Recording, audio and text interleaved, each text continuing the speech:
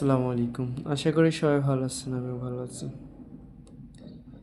বর্তমান ফেসবুক যখন রিলসগুলো দেখতে থাকি, তখন বিল্লাল ভাই, আপনারা অনেকে হয়তো বা খারাপ মনে করবেন, অনেকে আবার ভালো মনে করবেন। তবে বিল্লাল ভাই যেটা করে বা যেটা বলে সেটা কিন্তু সে করে, বা সেটা হয়েও যায় যে কোনো মূল্যে। আর আপনারা যতই তাকে রোস্ট করেন, দিন শেষে বিল্লাল ভাই যে জিনিসটা করে ওই জিনিসটা নিয়েই আপনারা আবার ভিডিও বানান। বিল্লাল ভাই 10 মিলিয়ন আগুন জ্বালিয়ে 10 মিলিয়নের ভিউয়ার কথা বলছিল।